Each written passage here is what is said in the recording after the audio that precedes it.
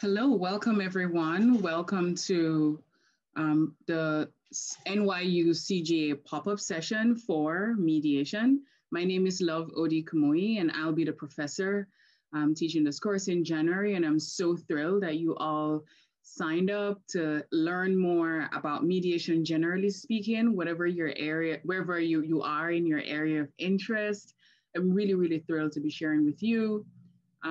Feel free to engage in the chat. The chat will be controlled and connected through our colleagues here, Chrissy and Corey. So feel free to chat with them, and we will now begin. So this is a pop-up on mediation, and because we are at CGA, definitely taking a global peace and justice perspective. And normally this will be very interactive and just, of course, acknowledging some of the limitations that might be present. So I'll do my best to get some interaction from you.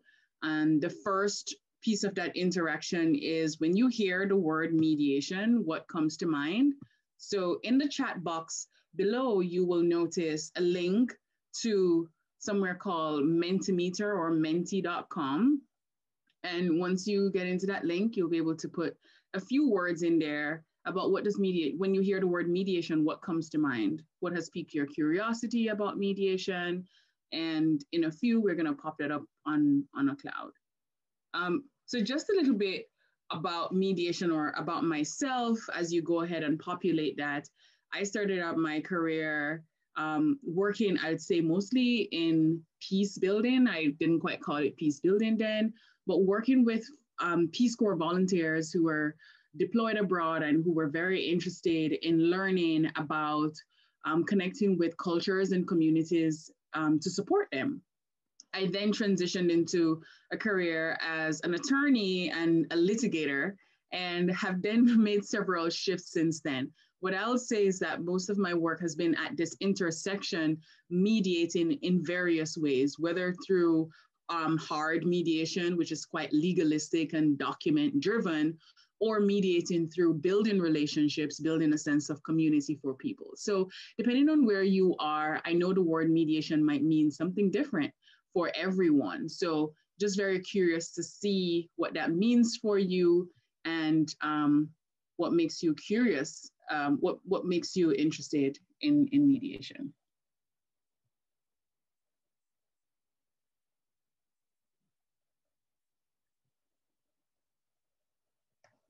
Great. So we have some responses that I'll pop up on the screen.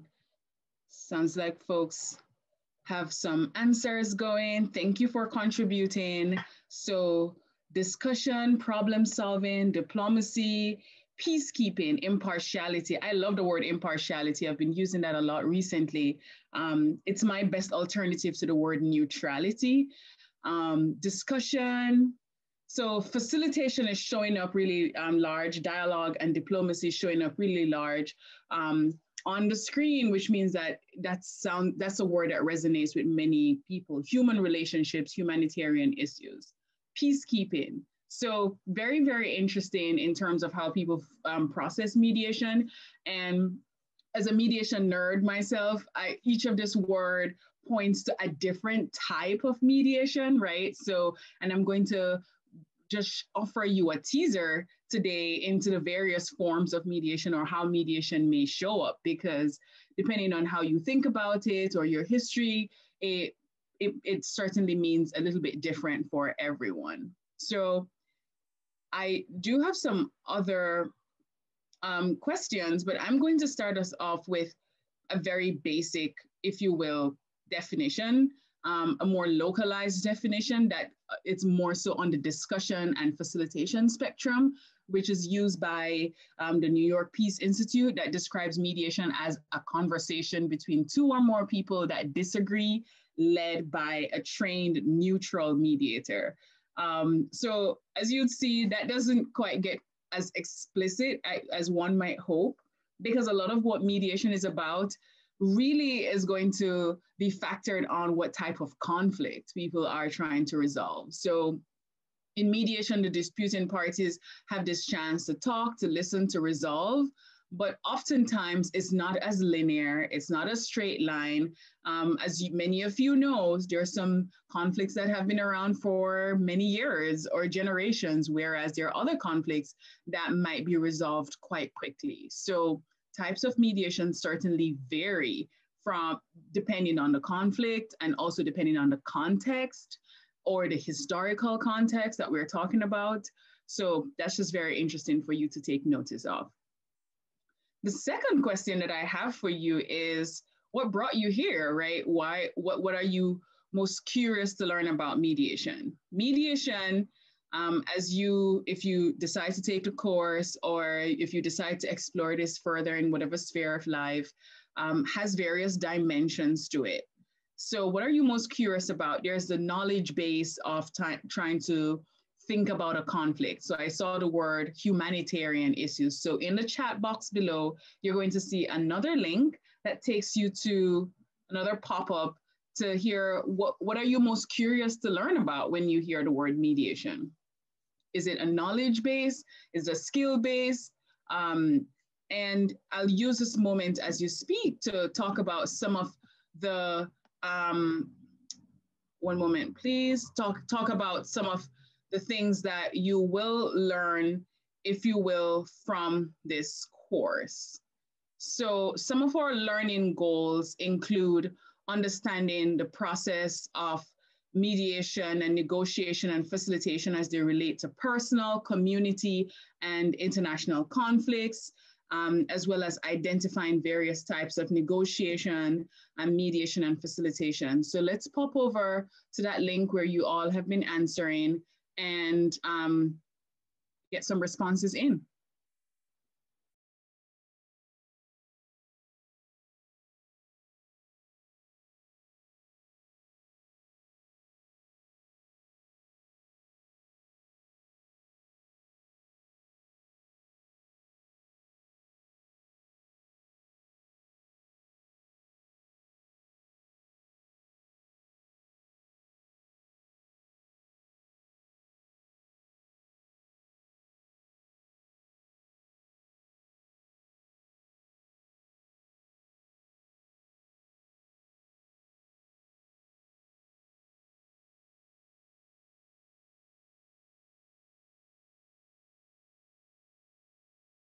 So from a curiosity standpoint, it sounds like some folks are interested in efficient strategies, mediation in non-traditional international security. So security is quite interesting, practical applications, how to solve between countries, how to build bridges and help resolve disputes, solving complex humanitarian peace building.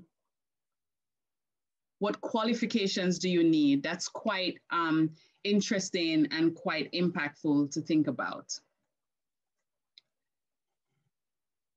So certainly, like I shared before, mediation will take a little bit of a different meaning depending on what you perceive as conflict. So some of the examples that we're seeing are high-level conflict situations, and that is partially what mediation is about, but I like to say not all what mediation is about. So definitely what I'll be teaching and what I have looked about is like building that skill set. So I have found that mediation is a skill that intersects really well with another knowledge area. So some of the things that you've mentioned, depending on if your interest area is in global affairs or in international conflict, then you certainly will be looking at a different type of mediation depending on what you're doing. So I have popped on the screen here some approaches, and like you'll see, the actors and the approaches in mediation really are impacted by what you're trying to do. So most of what we saw in the chat were folks thinking about high-level negotiations, ceasefires, highly visible situations where there's probably a military involvement, and there's other forms of mediation that's probably less visible,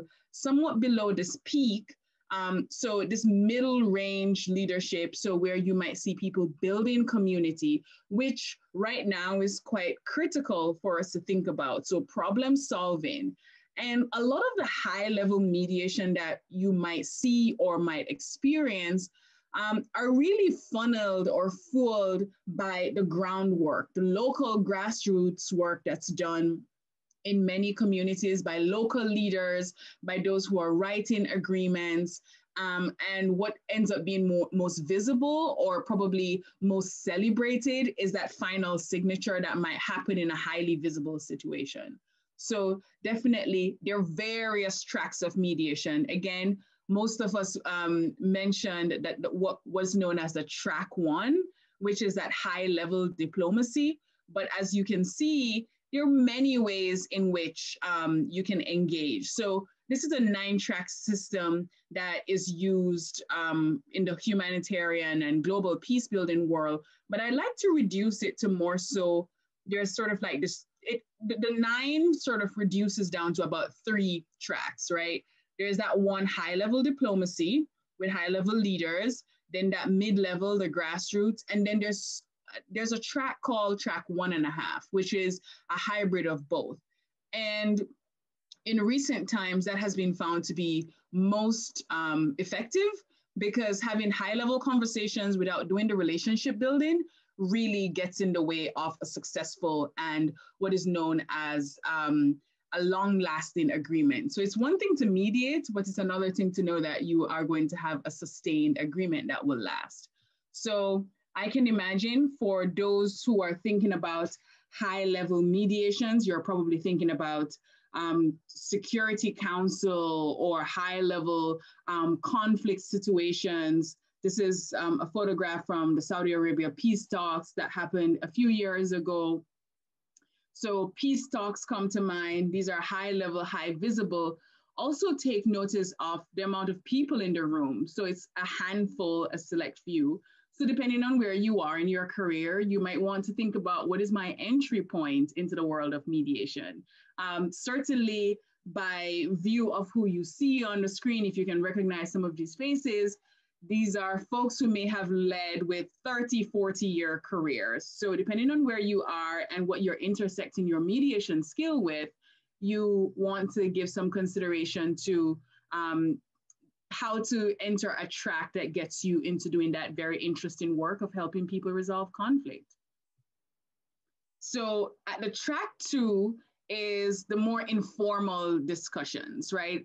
Or sometimes consider track 1.5. So conversations like this that happens at homes of leaders or homes of highly visible and recognized figures usually help to build up to that high level, highly visible negotiation that, you know, ends up being a major peace agreement. So these are some examples of what that might look like on a day-to-day basis. And what I will say is that before these folks come together, there is a lot of work that goes into building community, building relationship, and doing it in a way that is holistic and that can support positive peace. So if you've interacted in any way with peace building, positive peace isn't necessarily just about the formalized agreement, but about the healthy relationship. So another side of mediation is, I'll say, probably less celebrated. And that's probably where the bulk of the work is. The part where this is a project at UNDP that I worked on briefly, but it's in relation to insider mediation. And I like this very much because this is an intersection where you're teaching skills. And as you'll see there, some folks are sitting in a circle, there's a bit of workshopping going on. There's a bit of, if you will, stitching together relationships, people, and communities. So one area of mediation that has, you know, brought a lot of attention is the importance of women in mediation specifically. So if you've noticed in the last few photographs that I've shown, the pictures depict a mostly masculine environment. So as a Black woman, as a Black young woman myself, it's quite an anomaly to like at that high level mediation. And that's not necessarily the work that I do, but mediation is in some ways not as gender balanced as we like to see. So this is a photograph from the Liberia peace talks where activists like Lima Bowie really made lots of strides in making headway to get women in the room, to advocate for issues that were balanced. So that's something that I'm always working on. And that's something that really hits home for me personally. And I'll share a little bit more as I started sharing. Mediation is not only grounded in, if you will, high power, highly masculine worlds. This is a photograph from where I first saw mediation in my mother's village in southern Nigeria many, many years ago. And this is where I would see elders get up and sit in a circle in their communities and have discussions about everything from land rights to how development should happen to resolving something as simple as how will they plan a Christmas celebration, for example. So mediation has its various applications depending on where you want to use those skills, whether you want to use those skills in a development context or whether you want to use those skills in a high level context. So one example of using those skills in a high level context, here's a photograph of, this is more so a track 1.5 mediation that I facilitated around this time, maybe 2 or 3 years ago in Kenya, where government leaders were having conversations around how to better utilize resources in a way that was gender inclusive. So this is probably not the most traditional way that you may have seen mediation happen in like high power suits, but there are people who are getting together, having facilitated dialogues, having discussions, and those discussions usually get memorialized into an agreement, into something that helps to move a community forward, and in this context, move a country forward, depending on what it is that they're discussing. So based on what I've shared so far, what's really important is to note that mediation, or the type of mediation that you might be looking at, really comes down to what type of conflict is on the table. Are we talking about a war zone, high power, land rights situation, or are we talking about shared resources? And the way that we titled this pop-up was about the third side, which is one of the books that I really like reading in terms of mediation. And it's by William Ury, and he speaks on various roles that someone can play. So in thinking about what is conflict, if you think about conflict as conflicting interests, then you might be thinking of a traditional mediator. But if there are disputed rights, you might need an arbitrator, right? So sometimes we just see a neutral, impartial person at the table, but they're not always a mediator. Sometimes they're an equalizer. Sometimes they're a peacekeeper, right? And a peacekeeper means that they're operating more so at that negative peace level, less so the positive peace, where they're trying to calm tensions as opposed to building community. So all of this really happens on a spectrum. So back to the diagram that we started with, what you'll notice is depending on where you are and depending on what type of conflict is happening, the type of mediation work that's done, whether it's preventative work or resolution work or containing work. So that will vary from context to context, depending on the type of conflict. So what I would like to leave you with is, as you think about mediation in its various forms, in whatever it means to you, in whatever shape or forms, you'd like to think about what role would you like to play as a third side. So your third side role is about where you can critically position yourself as a helpful resource that is not just doing no harm, but doing more good in the context in which you find yourself. So that might mean, and I have seen this quite often, and just thinking about today's world of social justice, the role of a witness. We haven't really thought too much about the role of a witness, but in the last few, in in the last few years or so, we've seen the rise of the role of a witness, particularly in folks taking out their cameras and recording some sort of conflict or injustice and amplifying that in the media and bringing visibility to it. So that's not a very traditional role of a mediator, but it's a very important role because there are some social conflicts, as we have experienced in 2020, where there's grave injustice. Marginalization is happening on an everyday as well as an institutional basis. And there is a role for witnesses to rise up and be able to bring visibility to types of conflicts that may not be quite obvious to us. So as you think about your role as mediator, it's great to think about conflicts that are in far off countries or in far off contexts that we might want to solve, but it's also really important to think about the conflict that's happening in everyday life, the crises of human interactions that whether cause or perpetuate any form of marginalization that harms us, that harms society, and that gets in the way of building healthy, connected, and well-adjusted communities. So that I will say is my spiel for today. And I hope this offers you just some insight to the world of mediation. And I am happy to take some questions if there are. And I'm seeing the third side will be a part of the course reading. Yes. It's a quick read. It's also a very helpful guide that offers very practical tools. So it's also available on open market. So if you're interested in learning more about what your role is or what your role can be in mediation or dispute resolution, feel free to pick up a copy. Thank you. So it's been my pleasure sharing with you all. Barring no more questions, feel free to reach out to the folks at NYU or myself. I'm always happy to have conversations about this and take this further. So one more question. Were there cases where, where some could not reach a compromise? What happens?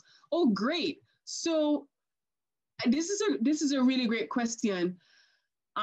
And I'll start with a second question first. Will there be role play in mediation? Absolutely.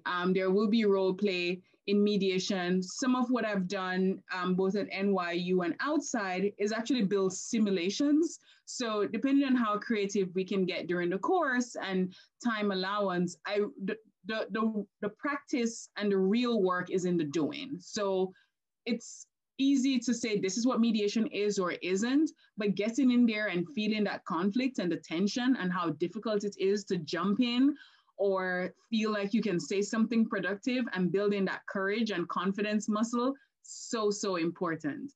And in terms of reaching a compromise, I really focus on using conflict transformation as a type of mediation tool. So there are various types of mediation, which I didn't get into tonight, but there are various types of successes in mediation. So I would say the prevailing view is that a successful mediation is that we reached a compromise and we signed an agreement.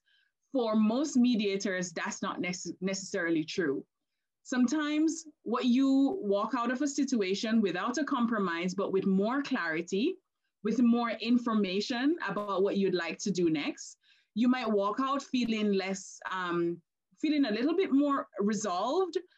You might walk out with more resources or knowledge about the person who you're in conflict with. And there might not be a resolution in the traditional sense of an agreement, but there might be more clarity to help that conflict be more productive. So yes, you can have productive conflict and more clarity without a compromise, but you're still making progress, and that still is considered a successful mediation in some instances, of course. So thank you so much for engaging. Thank you for your contributions. Thank you for joining us. And as you'll see in the chat, there is the email to the graduate school at Global Affairs, feel free to reach out and check in. And thank you for your time today.